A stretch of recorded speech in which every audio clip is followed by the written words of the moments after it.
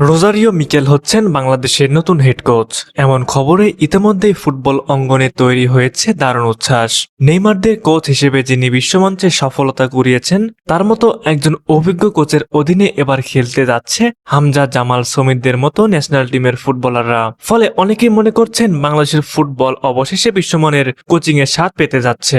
2016 সালে Brazil national টিমের হয়ে অলিম্পিকে স্বর্ণপদক জয়ের পেছনে গুরুত্বপূর্ণ ভূমিকা ছিল মিকেলের। সেই দলের খেলোয়াড়দের মধ্যে ছিল নেইমারের মতো বিশ্বসেরা তারকারা। আর সেই দলকে সংগঠিত করে শিরোপা জেতানো সহজ কোনো কাজ ছিল না। ট্যাকটিক্যাল বুদ্ধিমত্তা, খেলোয়াড়দের সর্বোচ্চ পারফরমেন্স বের করে আনার সক্ষমতা এবং চাপের মুহূর্তে সঠিক সিদ্ধান্ত নেওয়ার ক্ষমতা, এই সব গুণই তাকে আলাদা করেছে অন্যদের থেকে।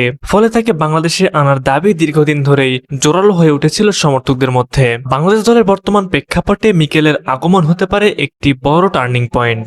দীর্ঘদিন ধরে আন্তর্জাতিক ফুটবলে প্রতিযোগিতামূলক হতে না পারা, ম্যাচের গুরুত্বপূর্ণ মুহূর্তে ভেঙে পড়া এবং পরিকল্পনার ঘাটতি, এসব সমস্যার সমাধান দিতে পারেন তিনি। বিশেষ করে ডিফেন্সকে সংগঠিত করা, মিডফিল্ডে বলের নিয়ন্ত্রণ বাড়ানো এবং আক্রমণে কার্যকর ফিনিশিং তৈরি করার মতো জায়গাগুলোতে উন্নতি আনা তার জন্য নতুন কিছু নয়। তরুণ খেলোয়াড়দের উন্নয়নও মিকেলের গুরুত্বপূর্ণ ভূমিকা হতে পারে। ব্রাজিলের মতো ফুটবল শক্তিধর দেশের তরুণদের সঙ্গে কাজ করার অভিজ্ঞতা তাকে শিখিয়েছে কিভাবে প্রতিভা চিহ্নিত করতে হয় এবং তাদের ধাপে ধাপে বড় মঞ্চের জন্য প্রস্তুত করা হয়। বাংলাদেশেও যদি তিনি সেই একই প্রক্রিয়া প্রয়োগ করতে পারেন, তাহলে ভবিষ্যতে একটি শক্তিশালী এবং ধারাবাহিক পারফর্ম করা দল তৈরি হওয়া সম্ভব। সবচেয়ে বড় বিষয় হলো মানসিকতার পরিবর্তন। বাংলাদেশের খেলোয়াড়দের মধ্যে অনেক সময় আত্মবিশ্বাসের অভাব দেখা যায়, যার ফলে বড় দলের বিপক্ষে খেলায় প্রভাব ফেলে। মিকেলের মতো বিশ্বমানের কোচের অধীনে খেললে সেই মানসিক বাধা অনেকটাই দূর হতে পারে। খেলোয়াড়রা শিখবে কিভাবে বড় ম্যাচে চাপ সামলাতে হয় এবং জয়ের জন্য লড়াই করতে হয়।